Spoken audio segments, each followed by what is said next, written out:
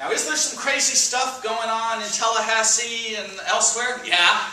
I'd like to thank Kendra, who I understand was up there helping to lobby in Tallahassee last weekend.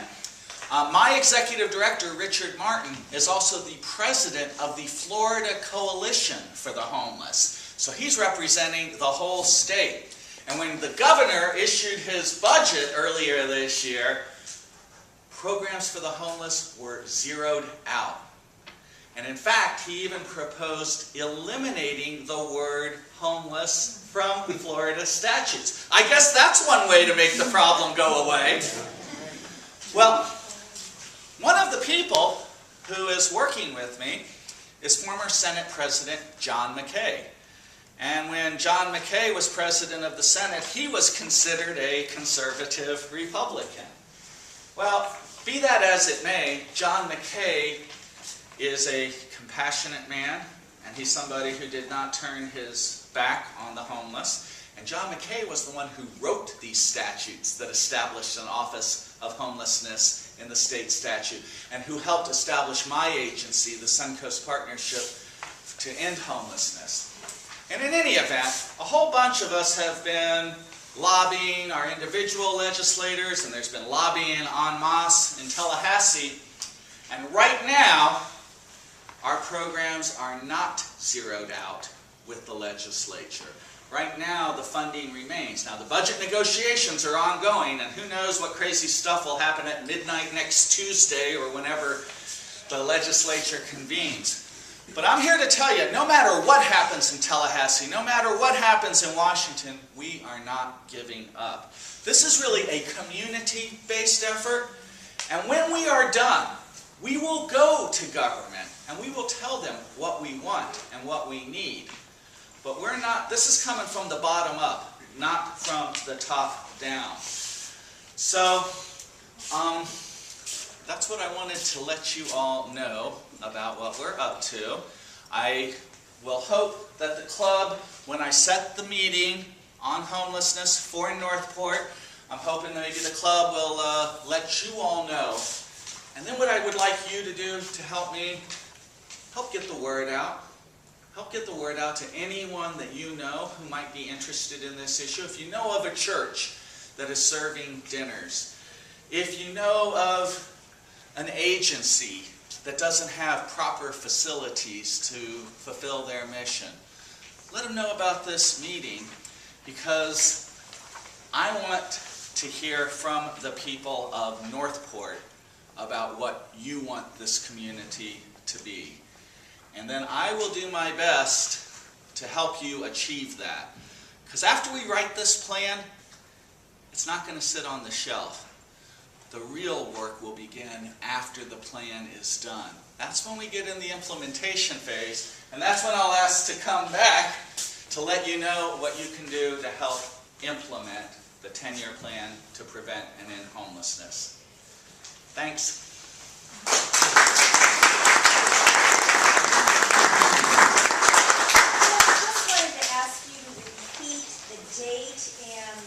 Location of the it's the May 13th meeting. Friday the 13th, 2 o'clock in the afternoon, Church of the Redeemer, 222 South Palm Avenue, downtown Sarasota. Is that the big Episcopal church? It is, right near the Bayfront. Yes, okay. And it's not too late for you to participate with us down there. Yes, the work groups have formed. Yes, they've done stuff. It's not too late for you all. We want your input.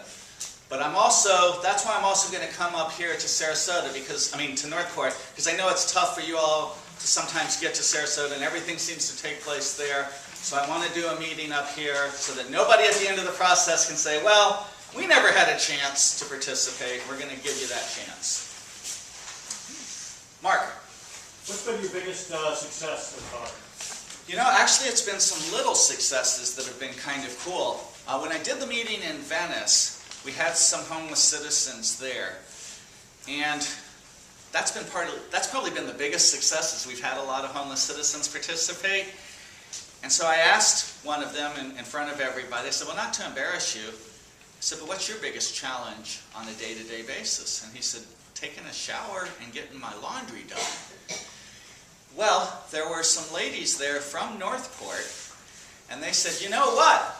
We've entered into a voucher arrangement with a local laundromat, and we help subsidize, and then we get the vouchers and we give it out to our clients, and we're getting people's laundry done in Northport.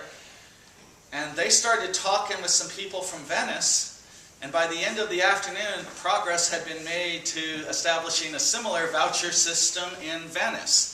Now, we haven't figured out the shower issue yet, but now I've got half a dozen people at least looking into possibilities about that.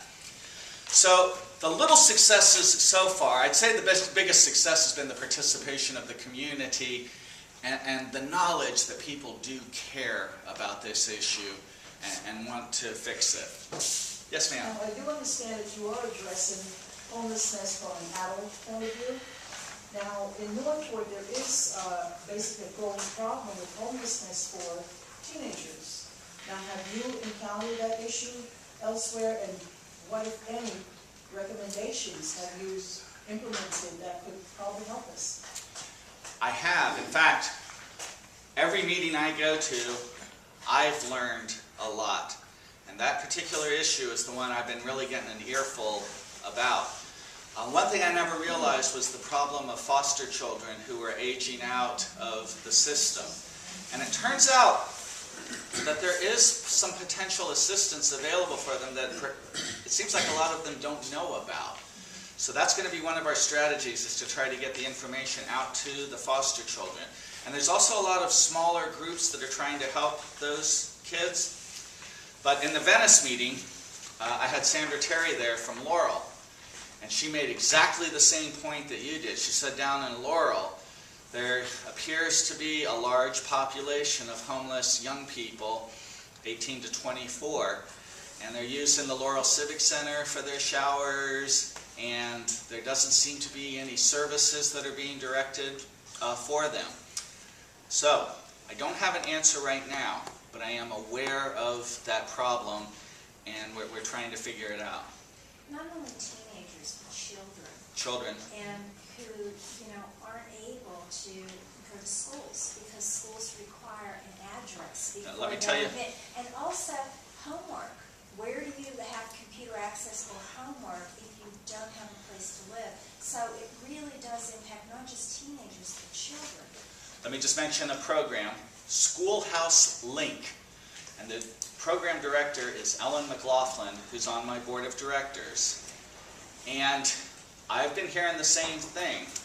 Well, there's a federal piece of legislation called the McKinley-Vento Act, and it specifically provides to take care of homeless children.